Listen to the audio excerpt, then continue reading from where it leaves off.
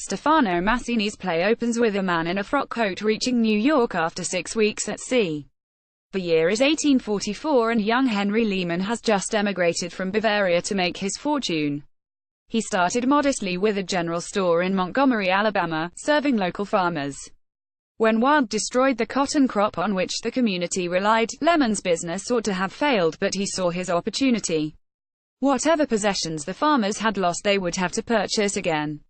From him, he was joined by his brothers, Manny and Mayer, and they invented the profession of brokerage, middlemen they called themselves, buying raw cotton from farmers and selling it onto the clothing factories. The Civil War brought fresh destruction and fresh opportunities. Manny Lehman applied to the governor of Alabama for public funds to rebuild the shattered state. Lehman Brothers became a bank, and it remained a family business until the crash of October 1929, when it was saved from liquidation by outside investors. The first two acts of this play are done with extraordinary power and simplicity. Designer S. Devlin places the actors in a glass-walled office, which occupies 2/3 of the stage and makes the Littletons' unwieldy dimensions manageable. The office is slightly raised, like an altar, and it turns slowly on its axis to indicate a shift of time or location. The rear wall is a wrap-around screen that bears projected images of the cotton fields, of the Civil War, of the rolling Atlantic, of the incipient towers rising on the New York foreshore at the start of the 20th century. The visual aesthetic is spare and frugal. Black and gray are the dominant colors of the stage furnishings, and this palette is matched by the Lehman Brothers' dark Victorian suits, which they wear throughout the show. Adam Godley, Ben Miles and Simon Russell Beale play dozens of roles as the family expands, grows rich, and passes its secrets on to the next generation. The virtuosity of the three actors creates more than just charm, intimacy and humor. There's a kind of theatrical magicianship on display. Imagine an evening of fairy tales being told around the eyed by your three favorite uncles. The show's great formal achievement is to set out an intelligible relationship between the motions of history and the gossipy, messy reality of family affairs. This is done with two straightforward visual effects.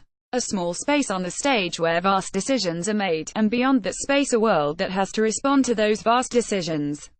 The final act covers the second half of the 20th century, when the bank passed out of family control and was finally wiped out by the chaotic market conditions of September 2008. Inevitably, these events are less engaging to watch because the Lemons themselves have withdrawn from the story and the firm is just a cash cow to be fought over by asset strippers.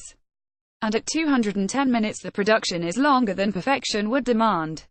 There are two intervals and the show includes a couple of dream sequences whose vivid colorations conflict with the purer visual aesthetic of the main action.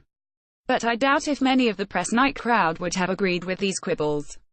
At the curtain call, the Nationals' concrete spurs seem to thrum in harmony with the applause. This is a rare kind of triumph in the theater, a show that could run for as long as the actors want to play it. Knights of the Rose, at the Arts, is a soft rock musical featuring a pick-and-mix selection of hits by 1980s has-beens. The medieval storyline involves strapping in scratchy tights preparing to fight the mighty Empire of Avalon while their swooning womenfolk prattle in oldie English. Accursed be he who first invented war, pouts a buxom princess while her boyfriend laces up his leather breeches. The dialogue is the main stumbling block. Entire speeches from Shakespeare's Roman plays are parachuted into the text alongside poems by Blake and Byron. The dances are uninspired and there are too many boy-on-boy routines involving camp knights exchanging lingering man-hugs. Maybe that's deliberate. Half the cast have been chosen for their looks, the other half for their talent. This becomes evident as soon as the warbling begins. The prettiest players have the weakest voices and the less attractive ones sing beauty. Matt Thorpe Horatio has an exquisitely tender voice and the sonorous bass of Adam Pearce Ethelstan is an amazing instrument to hear. The contribution of the women is dominated by their extraordinary waist-length hairdos. Half the Heidies of the Austrian Tyrol must have donated their tresses to this golden extravaganza. This isn't a great show, but it will appeal to committed headbangers who have already seen Bat Out of Hell 6 times.